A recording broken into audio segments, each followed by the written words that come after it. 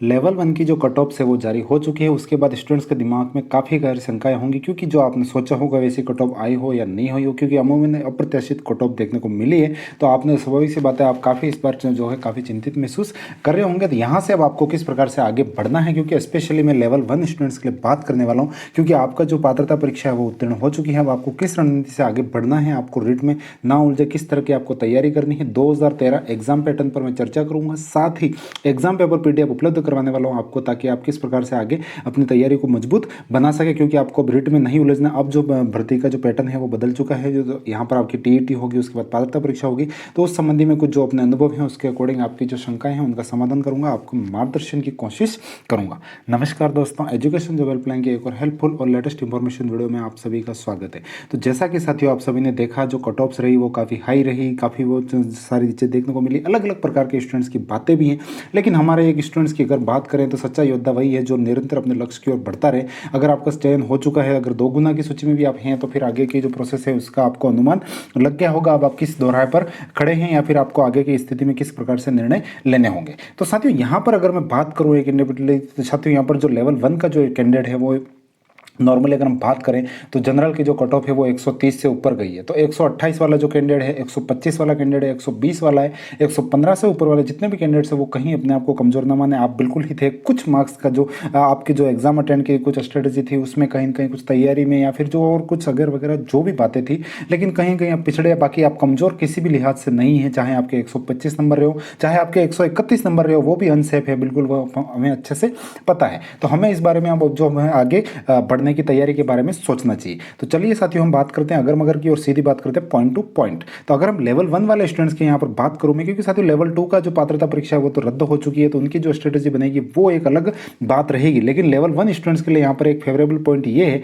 कि साथियों आपकी जो भर्ती प्रक्रिया है वो, आपको जो पात्रता पर सर्टिफिकेट है, ये सर्टिफिकेट आपको जारी कर दिया गया है और आपकी पात्रता परीक्षा आप क्या है, उत्तीर्ण है। तो अब आपको केवल और केवल जो मुख्य परीक्षा होगी, जो मुख्य परीक्षा जो अभी करवाने की बात कही गई है अक्टूबर तक, तो उस मुख्य परीक्षा की तैयारी में लगना है। जिनके भी मतलब टीईटी क्लियर है, इस रिट 2021 का टीईटी जिनके क्लियर है और इस बार सिलेक्शन नहीं हो रहे लेवल 1 वाले कैंडिडेट्स के, उनको अपनी जो मुख्य परीक्षा उसी के अकॉर्डिंग तैयारी करनी है। आपको अब रिट के सिलेबस को छोड़ देना है, क्योंकि उसके अकॉर्डिंग अब आपको नहीं पढ़ना है। यहाँ पर आपको जो मुख्य परीक्षा का जो पैटर्न है उसके अकॉर्डिंग पढ़ना है। मुख्य परीक्षा जो पैटर्न है वो ऑफिशियली जारी नहीं किया गया, लेकिन आप मानते हैं जो 2013 में जो भर्ती प्रक्रिया था वही अपनाई गई है। पहले टीईटी होगा, फिर आपकी मुख्य परीक्षा आयोजित करवाई जाएगी। तो 2013 का जो पैटर्न था वही रहने वाला है, कहीं कोई आमूलचूल परिवर्तन इसमें नहीं देखने को मिलेंगे। ज़्यादा से ज़्यादा कुछ चीज़ें बढ़ सकती है या फिर कुछ घट सकती है, ऐसी चीज़ें हो सकती है बाकी, लेकिन जो चीज़ें मूलतः रहने वाली है वो आपको वहीं के वहीं देखने को मिलेगी। 70-80% सिलेबस यहीं रहने वाला है। तो अब यहाँ पर अगर हम बात करें कि आप जो इस मुख्य परीक्षा की तैयारी करेंगे तो आपका रिट की तैयारी वैसे ही हो जाएगी।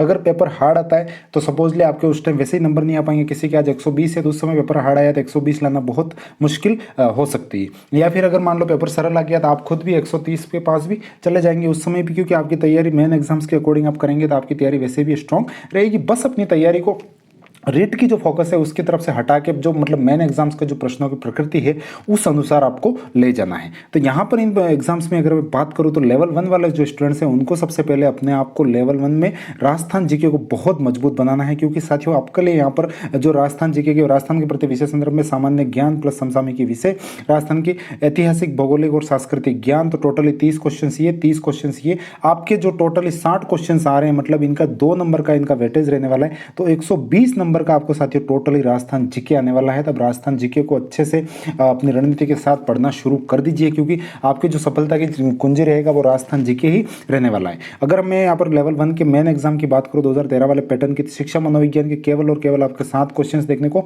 मिलते थे उस समय। बाकी जो नया पैटर्न जो भी आएगा, लेकिन अभी एक तैयारी की स्ट्रेटेजी बना रहे हैं, तो ये सारी चीजें आपके लिए काफी हेल्पफुल रहने वाली है। मैं लेवल 1 लेवल 2 दोनों पेपर की पीडीएफ की भी बात करूंगा, आपको कैसे उपलब्ध होंगी वो भी सारी बात करने वाले हैं। बाकी अगर आप चाहें यहाँ पर विद्यालय विषय यहाँ पर आप तरीके से कह सकते हैं, तो जो सब्जेक्ट के हैं वो सारे क्वेश्चंस आपको देखने को मिलेंगे। उसके बाद आपको शिक्षण विधियां यहाँ पर ये कह सकते हैं, हिंदी, अंग्रेजी, गणित, सामान्य विज्ञान, सामाजिक अध्ययन, ये इतने इतने क्वेश्चन हैं, उनके मार्क्स हैं। और यहाँ पर ये जो 3, 4, 5 जो पोर्शन है, ये पोर्शन 1 नंबर का एक क्वेश्चन है, और राजस्थान जीके का जो क्वेश्चन है वो आपका 2 नंबर का क्वेश्चन रहने वाला है। तो वेटेज में राजस्थान जीके बाजी मार रहा है, इसीलिए मैं आपको बार बार कह रहा हूँ राजस्थान जीके को स्ट्रॉन्ग बनाइए, आपके सफलता का राज उसी में रहेगा। लेवल 2 के अगर हम पैटर्न की बात करूँ, क्योंकि मैं वीडियो बना रहा हूँ तो उनकी बात भी मैं साथ ले लेता हूँ।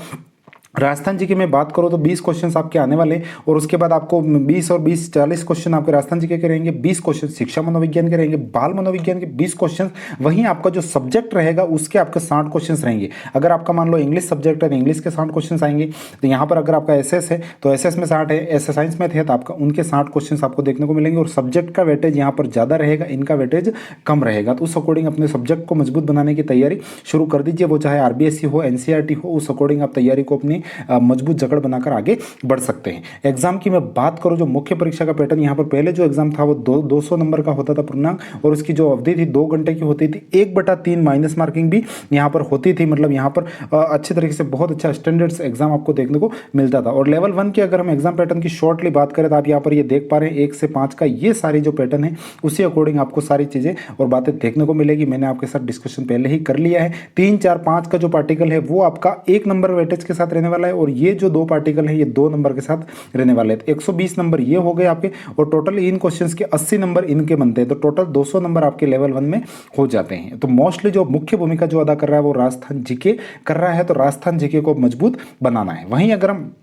लेवल 2 वाले कैंडिडेट्स के पैटर्न की बात करें तो आपका राजस्थान जीके के 40 क्वेश्चन आ रहे हैं, मनोविज्ञान और बाल मनोविज्ञान के 40 क्वेश्चन आ रहे हैं, और 120 क्वेश्चन आपके आ रहे हैं सब्जेक्ट के। जो भी आपका जो सब्जेक्ट है वो सेकेंडरी स्तर के क्वेश्चन उस समय पूछे जाते थे, तो 80 नंबर का वो, 120 नंबर का ये। तो टोटल इस अकॉर्डिंग आप अपनी तैयारी को आगे बढ़ाकर आगे बढ़िए, क्योंकि साथियों हमें अब आगे बढ़ना ही होगा, इस प्रकार से निरंतर अग्रसित होना ही होगा। तो ये कुछ जो सारी बातें थी मैंने की, आप इस प्रकार से अपनी तैयारी को आगे बढ़ा सकते हैं। वहीं अगर मैं ओल्ड पेपर्स की मैं बात करूँ तो आपको मेरा जो टेलीग्राम चैनल है एजुकेशन जॉब हेल्पलाइन, जहां पर लगातार आपको जॉब संबंधी अपडेट भी मिलती है, जितनी भी सारी अपडेट मैं लगातार देता हूं, तो यहां पर आपको सामाजिक अध्ययन का ये जो पेपर है ये पीडीएफ आपको यहां पर उपलब्ध है। इस पीडीएफ को आप जाकर देख सकते हैं। उसके बाद गणित विज्ञान की भी ये पीडीएफ मैंने उपलब्ध करवा रखी है यहाँ पर, तो इसको भी जाकर आप कंप्लीट देख सकते हैं। जितनी भी जो पीडीएफ जहां से भी मिले, किसी दूसरे चैनल से भी मिली है, लेकिन आपके लिए यहाँ पर उपलब्ध करवाने की कोशिश की गई है। सोशल साइंस में आप देखना चाहते हैं, ये सोशल साइंस का जो पेपर है ये भी पूरा अपलोड है। डूंगरपुर का था उस समय, क्योंकि जिले वाइज पेपर आए थे, तो मैंने जैसे जैसे जो पेपर मिले हैं मैंने उपलब्ध